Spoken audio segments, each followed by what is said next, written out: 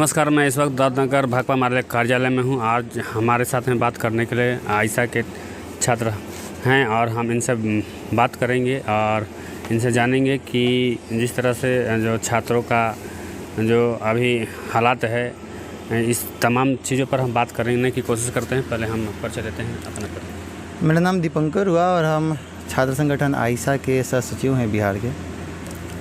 क्या लग रहा है अभी जो चुनाव का माहौल है और यहाँ काराकाट क्षेत्र से जो हैं कि राजा राम सिंह जी यहाँ उम्मीदवार बनाए गए हैं, तो क्या लग रहा है यहाँ का क्या माहौल बता रहा है? क्या छात्रों के प्रति जो रीति रिवाज रहा जो 10 सालों का जो सरकार का, इस पर क्या कहा? देखिए, ऐसा है कि जो ये चुनाव है 2024 का लोकसभा चुनाव, ये काराकाट लोकसभा में सिर्फ चुनाव नहीं, एक जनमत संग्रह की तरफ बढ़ रहा है। यहाँ की जो जनता है मतलब इतना पीड़ित है पिछले 10 सालों में।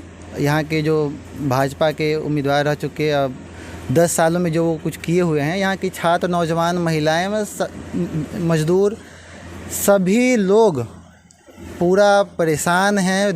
केंद्र की जो सरकार है, भाजपा सरकार, वो जिस तरीके से हमला की है छात्रों के पढ़ाई पे, महिलाओं के सुरक्षा पे, गरीबों के मतलब उनका जो दिहाड़ी मजदूरी करने वाले जो मज़दूर होते हैं, वो जो सुबह कमाते हैं तो शाम को खाते हैं, फिर सुबह कमाएंगे तो अगले दिन शाम को खाएंगे। उनके पास स्टॉक करने के लिए क्षमता नहीं होती, इतना वो कमा नहीं पाते। उनके ऊपर जो हमला हुआ, उनके जो पैकेट पे जो हमला हुआ है, हमारे सेना पे जो हमला हुआ है, सेना पे हमला कहने का मतलब है कि जो हम लोग अभी ये नियम आया हुआ है कि 22 साल के आसपास जाते जाते हम लोग रिटायर हो जाएंगे, तो वो एक साजिश है इस संघी सरकार का कि हमें उन लोगों को सेना में रख लेना है जो हमारे बाद में काम आए, बाकी लोगों को हटा देना है। तो इस तरीके का जो साजिश है, देश के साथ जो खिलवाड़ किया जा रहा है, ये पूरा जनता समझ रही है इस चीज़ को।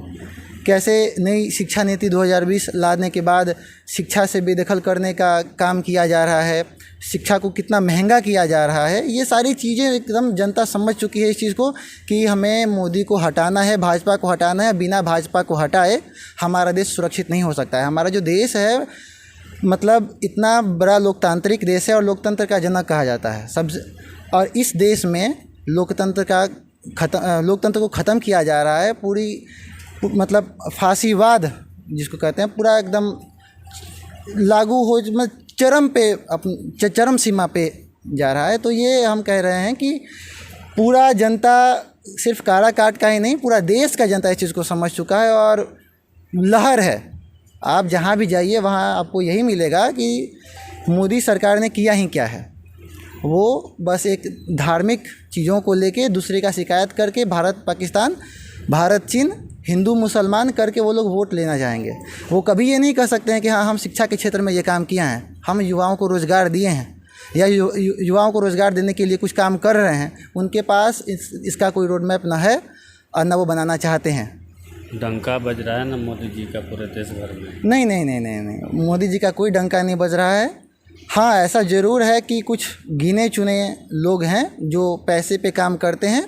वो लोग जो उन लोगों को मोदी जी आप हायर करके रखे हुए हैं, जो दिखाना चाहते हैं कि डंका बज रहा है। ना देश में डंका बज रहा है, ना विदेश में डंका बज रहा है। हर जगह भारत का मोदी जी बेइज्जती करके आ रहे हैं। अभी ऑस्ट्रेलिया के न्यूज़पेपर में प्रधानमंत्री के बारे में जिक्र हुआ कि इनके संपर्क में देश के काफ़ी बलात्कारी लोग हैं जो इनके संपर्क में रहते हैं। तो ये क्या है, हमारे देश का ये डंका बज रहा है विदेशों में। पूरी बेइज्जती करा के रखे हुए हैं ये लोग। 400 पार का मतलब क्या है आपको लग रहा है? नहीं, ये 400 पार का जो बात आ रहा है, ऐसा कुछ है नहीं। बस इतना है कि जनता इस चीज़ को समझ रही है कि 400 पार, 400 से ज़्यादा सीट इंडिया गठबंधन का होना चाहिए, उनका नहीं होना चाहिए। वो अपना बात रख रहे हैं कि हमारा है, हमारा ऐसा कुछ है नहीं। जनता समझ रही है इंडिया गठबंधन आ जाएगी तो जंगल राज आ जाएगा। नहीं नहीं नहीं नहीं, ये जंगल राज कुछ नहीं आएगा। वो भ्रमाने का एक कोशिश है कि जो जनता है वो वाजिब मुद्दों से भटक जाए और अलग अलग चीज़ों पे बात करने लग जाए। लेकिन जनता इस चीज़ को समझ रही है कि जंगल राज आने वाला कुछ है नहीं।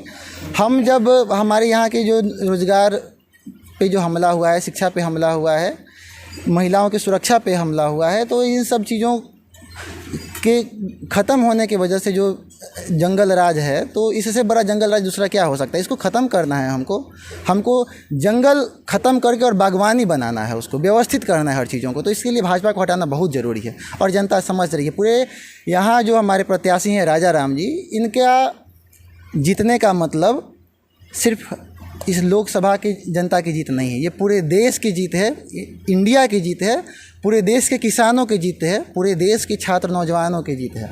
तो ये हम कह रहे हैं कि पूरा जनता इस चीज़ को देख रही है कि जब पूरे देश की जीत है राजा राम जी को जिताने से, तो हम क्यों नहीं इनको वोट करें। तो ये जनमत संग्रह की तरफ बढ़ रहे हैं हम। आज युवा जो हैं कि पढ़ लिख करके भटक रहे हैं, तो जो युवाओं को आप इस चैनल के माध्यम से क्या कहना चाहेंगे और युवाओं को क्या संदेश देना चाहेंगे?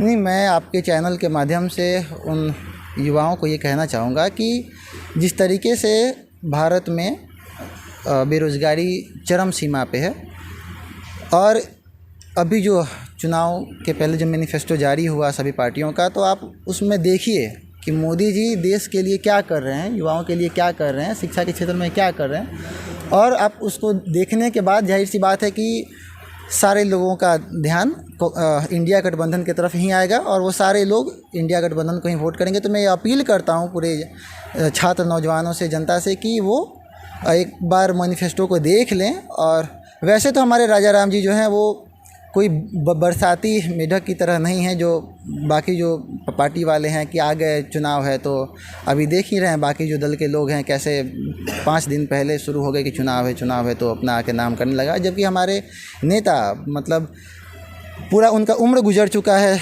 प्रशासन के लाठी खाते खाते, तो वो कोई परिचय के मोहताज नहीं है। पूरा जनता उनको समझ रही है कि उनके अलावा दूसरा कोई नेता नहीं है।